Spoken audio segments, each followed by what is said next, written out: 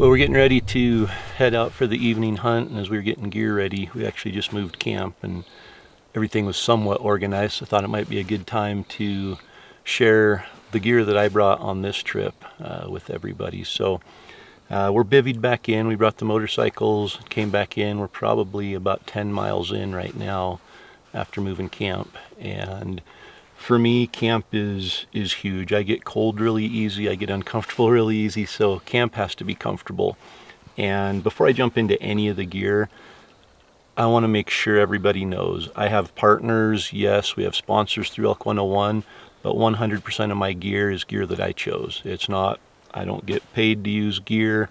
I don't use gear because I get paid to use it. I use gear because it works. And if it doesn't work, I don't use it, regardless of any kind of sponsorship or partnership opportunities. So as I go through this, don't think of it as a sales pitch at all, because what I have here is stuff that I've tried and tested and proven. And I'll start with camp. So the tent is a Stone Glacier 2P. It's got plenty of room for me, as you'll be able to see, plus gear if I have to put gear in there. Recently we spent a week in Alaska. It rained every day. I didn't have a ground cover or anything. We literally pitched on water, on sopping wet, soggy, muddy, and I was in that for a week and no water or anything came up through it. So bomb proof, super sturdy. It's a little heavier than what I typically like if I'm backpacking. Try to keep it down around 3 pounds if I'm backpacking. This is 4+, but with that being said, it's not going to blow over, it's not going to collapse, it's bomb proof against any wind, snow. It's a 4-season tent. So from there, my sleeping bag, most people will probably laugh, but I use a 0-degree sleeping bag. It's also the Stone Glacier. I've tried a lot of other 0-degree sleeping bags and got cold even in September when it's just getting down to 20 or 30. That's the only sleeping bag that's ever kept me truly warm. And then sleeping pad, I don't have an insulated pad with me on this trip, but I've just got the Thermarest Neo Air X Lite, and I've had it for, gosh, probably 10 years, and it's still no leaks or anything. I've got a little X-Ped air pillow that I use, and that's a pretty good sleep system right there, the tent, sleeping bag, pad, and pillow. One thing I like is to stay dry even when I'm outside my tent, so I've got a Sitka Flash shelter, which is just a super heavy-duty tarp. You could pitch it and use some trekking poles and use it as an actual shelter if it was pouring down rain and you were glassing, or if you got caught out in needed to stay overnight, you could use it. But brought that. So we go into clothing. My clothing, I won't pull it all out, but I've got it in a dry bag there. I basically brought 2 pairs of pants, 3 core shirts, a vest, and a couple of outer jackets. So I'm wearing the mountain pants now, the Jetstream jacket. I've got the Kelvin light vest and the base layer on. For today, it's a little cooler. Had some rainstorms, a little snow come through. I've also got the Traverse cold weather hoodie with me, so if it gets really cold like the other morning it was, I'll wear that. For camp, I brought the new Aerolite puffy jacket, and it's just nice to throw on around camp when we get back and warm up if we're cold. I also brought a pair of base layer bottoms, and those are nice for sleeping in if it gets cold, or just wearing if our pants are wet. Other pair of pants I brought were the Traverse pants, and they're hanging on a log right now, drying out because I washed them in the creek after Donnie got his bowl on day 1. Also got a pair of camp shoes that are nice to throw on. There's a cheap $8 Walmart pair of, I don't know what you'd call them, but they're nice. They aren't anything special, but they're nice to take boots off and put on, and they're lightweight. Boots, I'm running the Zamberlan Viaz 996 boots, and still love those. And then the Gators, Peaks Gators, and they are bomb proof, absolutely love them. So that's my clothing for this trip. It's supposed to be really nice weather the rest of the time after this storm blows through, so I don't need a lot of extra gear. I can wash shirts and stuff in a creek and hang them to dry. They'll be dry in 30 minutes and can put them on and wear them. So food, cooking, I've got the Jetboil Stash. It's this is it. It's got the fuel in there, the stove, the stand, everything. It weighs like I don't know, 14 ounces or something. Love that. I brought a mug with me just so I could have hot cocoa if it gets really cold in the morning.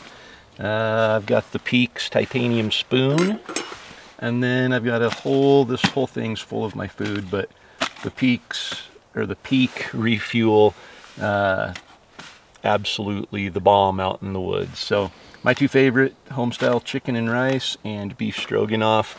They've got a ton of flavors, and I've got just about one of every one with me. During the day, I've got individually packaged, so this is one day's worth of food for me. You know, and I think I like to, like I said, be comfortable, so there's some comfort food in here for sure, but I definitely want to get a lot of calories and make sure we have enough calories. And so far, I've eaten the whole package of food each day, but I haven't gone hungry either, so I think I'm sitting pretty good there. I won't break down individual stuff in there, but there's a good look. You can kind of see. Got some dried fruits, some trail mix, peanut butter, honey stingers, Mountain Ops protein bar, and some other stuff in there. So I think that's it for camp and clothes and food. Like I said, we did motorcycle in, so I've got a tool kit. Basically, it's got all the supplies, tools, everything that we need to fix if we break down.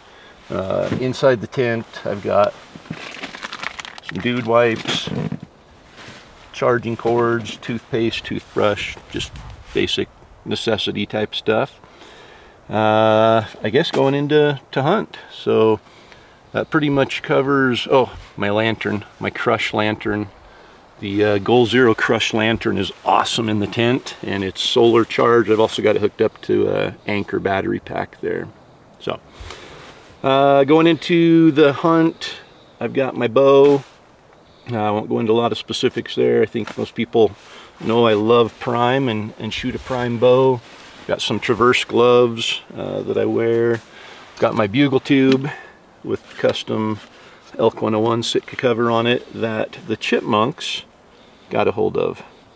So it was at camp the other night, and the chipmunks got a hold of it and chewed it all up, but it still works. So got a zipper on it with all my diaphragms in there. Holds those nice and handy. The pack, I brought in 2 packs. So I brought in the EXO 6400 with everything in it, all my camp gear and all that. And then I also brought in a EXO 1800 just for day hunting. The 6400 is huge. It would absolutely work for day hunting, but I like a nice trim, compact pack, and we were riding motorcycles in. I could spare an extra 4 pounds, so I did it. So I've got the day pack is the 1800 Katadyn.